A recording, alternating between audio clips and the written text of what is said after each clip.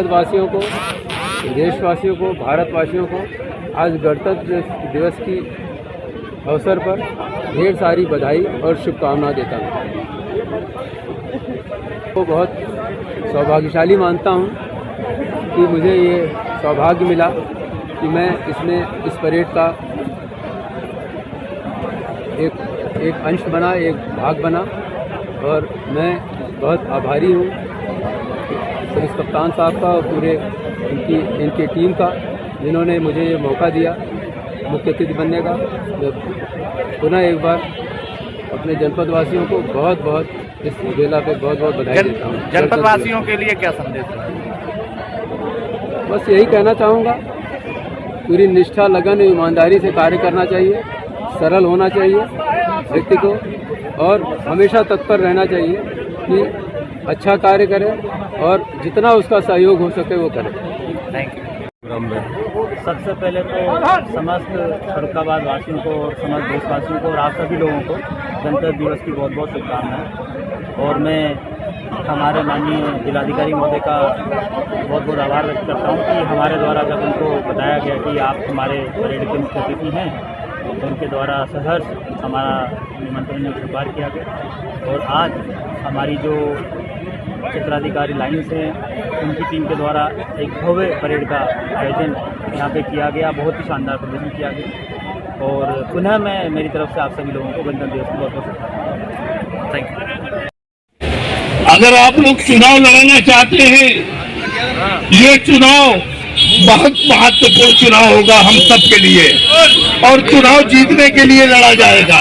लेकिन कभी भी राष्ट्रीय अध्यक्ष जी ने इस चीज का संज्ञान नहीं लिया, और मैं हमेशा अपमानित होता रहा कि कभी भी हमारे मुखिया राष्ट्रीय अध्यक्ष जी इस चीज को देखेंगे।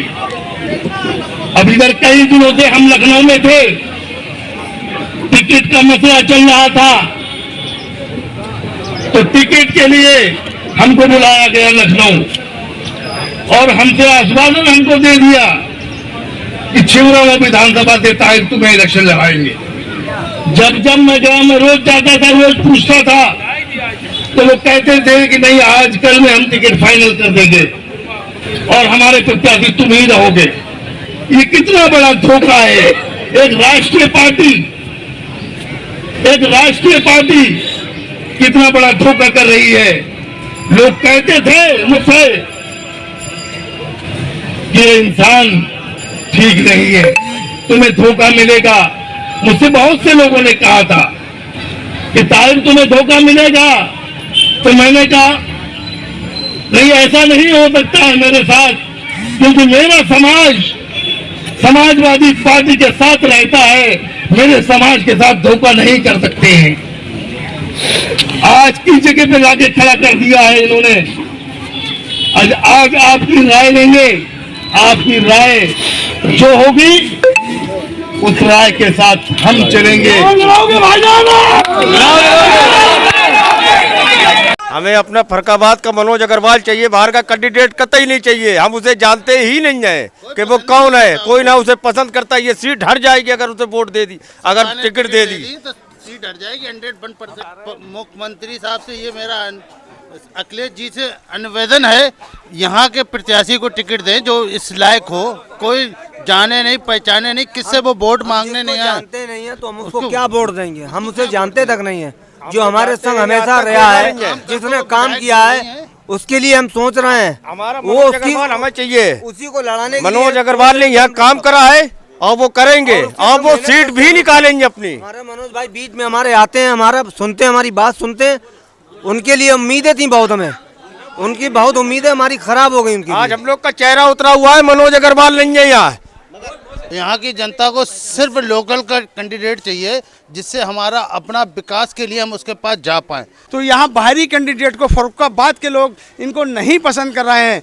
एक फर्रुखाबाद के माननीय चेयरमैन जी हैं, जिनमें मनोज भैया हमारे हैं, उन्होंने कुछ गलियाँ कोने कुछ भी सब कुछ बनाया, लोग ठंडा पानी दिया गर्मियों में, और किसी ने कुछ भी नहीं किया। हम ये कहते हैं उन्हीं को टिकट दिया जाए, उन्हीं को ही लड़ाया जाए। यहाँ फर्रुखाबाद से विधानसभा सीट दे के वो टिकट दिया है, वो मनोज भैया को देना चाहिए था, क्योंकि वो जीते हुए हैं कि 2 बार यहाँ के चेयरमैन रह चुके हैं। और फर्रुखाबाद की आवाम जो है ये चाहती है कि अब मनोज भैया ही आए यहाँ से।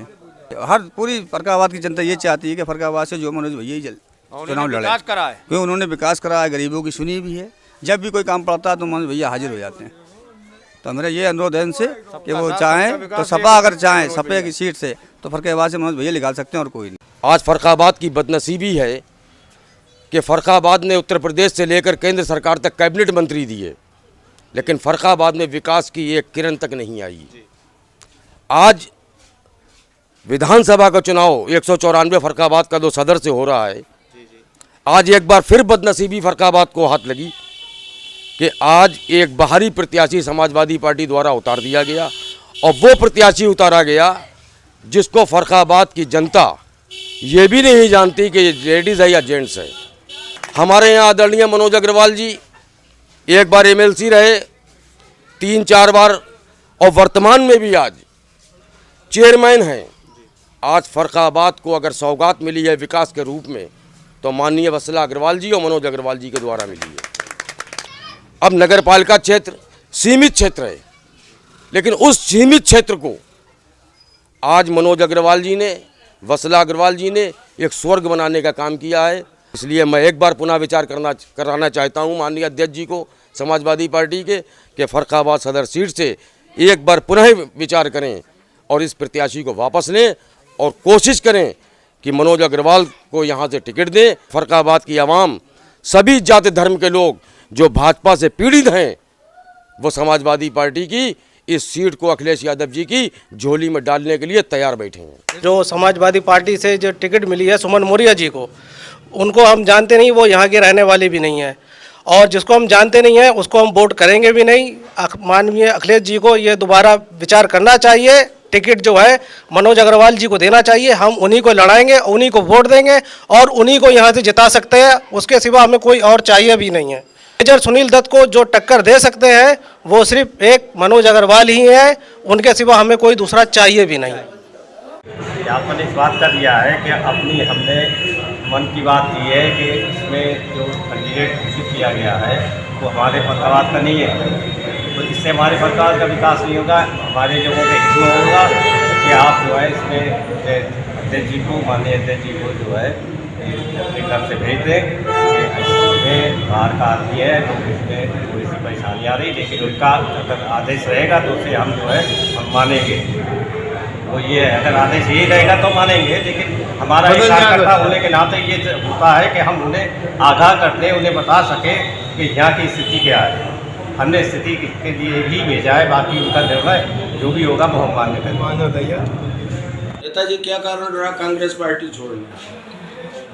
देखिए, कांग्रेस पार्टी में हमारे पिताजी और पिताजी ने तो पूरी ज़िंदगी कांग्रेस पार्टी को दी, और हम भी 2003 से लगातार कहीं ना कहीं, चाहे युवक कांग्रेस का पद रहा हो, चाहे पीसीसी मेंबर का पद रहा हो, लोकसभा अध्यक्ष का पद रहा हो, अब जिला अध्यक्ष का पद रहा हो, लगातार हमने कांग्रेस में बहुत संघर्ष किया। 7 नवंबर 2019 को कांग्रेस का जिला अध्यक्ष बना, तब से भी बहुत काम किए। लेकिन साहब, समस्या ये है कि कार्य करने वाले को कांग्रेस में प्राथमिकता नहीं मिलती है। हमारे जनपद के जो नेता हैं उनकी जो कार्य करने की शैली है वो ठीक नहीं है। कहीं ना कहीं जो मेहनत हमने कांग्रेस के लिए की है, चाहे वो धरना प्रदर्शन हो, आंदोलन हो, वो काबिले तारीफ है अपने आप में, और लोगों ने बड़ी सराहना की है। लेकिन कांग्रेस के इस समय जो 22 में चुनाव होने जा रहे हैं, ऐन वक्त पे आपने कैसे पलटी मारी है, क्या कारण रहा है सर? नहीं, ऐन वक्त पे पलटी मारने का मेन पलटी मारी नहीं है। देखिए, इसमें एक बड़ी बात ये है, क्या टिकट नहीं मिला उस कारण से आप बसपा में गए, क्या कारण है? नहीं, इस पे भी सुन लीजिए, टिकट नहीं मिला, इस पे भी आएंगे। टिकट के लिए आवेदन किया था और टिकट में मैडम लुईस खुर्शीद जी का भी आवेदन था, तो कहीं ना कहीं जब टिकट की बात आई और वर्षा गायकवाड़ जी जो स्क्रीनिंग कमेटी में मेन थी, तो हमारी जिला कांग्रेस कमेटी, फ्रंटल संगठन के अध्यक्ष, ब्लॉक अध्यक्ष, सभी ने जाके अपनी राय दी थी कि सदर फर्रुखाबाद से विजय कटियार को उम्मीदवार बनाया जाए, तो ये निश्चित रूप से चुनाव जीतेंगे। इसके अलावा अन्य 3 सीटों पे भी उन्होंने अपनी राय दी थी। लेकिन संगठन की राय को दरकिनार करते हुए और जो फैसला लिया गया कि लुईस खुर्शीद जी को यहाँ से टिकट दी गई और अन्य 3 सीटें भी अभी डिसाइड नहीं की गई, और कहीं ना कहीं ये सीटें जो रुकी हैं वो भी संगठन ने जिन लोगों की बात रखी थी उनको नहीं देने का जो शीर्ष नेतृत्व का रवैया है वो निंदनीय है। और मेन समस्या यही है कि हमने इसी वजह से जब पदाधिकारी का, जिला अध्यक्ष का, जब संगठन को लेके जो उन्होंने अपनी आवाज को रखा पूरे पदाधिकारियों ने, उनकी आवाज को सुना नहीं गया, तो ऐसे पार्टी में कार्य करने से क्या फायदा। तो बसपा से आप कैसे वो हुए? देखिए, बसपा से हम बहुत अचानक आपका जाना और एकदम से टिकट लाना, क्या कारण रहा? जी, बसपा से हम बहुत प्रभावित हैं, पहले से भी प्रभावित हैं। बसपा की जब ध्यान करिए, बसपा की जब सरकार आई तो उत्तर प्रदेश में गुंडा राज खत्म हुआ, गुंडा माफियाओं का राज खत्म हुआ, भ्रष्टाचार खत्म हुआ। बहन जी ने बहुत अच्छा कार्य किया और ये देखिए प्रशंसनीय कार्य है। उन्होंने जो कार्य किए वो निश्चित रूप से प्रशंसनीय है और मैं उनसे बराबर प्रभावित रहा और इसीलिए मैंने बसपा। कांग्रेस में आपने यूथ ब्रिगेड बनाया था, जगह जगह आपने मीटिंग करी थी जी, तो तमाम कार्यकर्ता बनाए थे। उन कार्यकर्ताओं का क्या होगा? वो आपके साथ आएंगे कि नहीं आएंगे? हाँ, मैंने कार्यकर्ता बनाए, पूरे संगठन को मैंने तैयार किया है और जब संगठन को तवज्जो नहीं मिली तो कहीं ना कहीं ये स्टेप लेना पड़ा। आगे समय आने दीजिए, वो भी आपको पिक्चर दिखेगी कि कौन साथ आता है। हमने खुद देखा, आपने कांग्रेस पार्टी में बहुत संघर्ष किया जी है। जी। अब क्या कारण है? आप कैसे सामना करेंगे आप यहाँ पर? नहीं, निश्चित यहाँ सामना करने में कोई दिक्कत ही नहीं है हमारे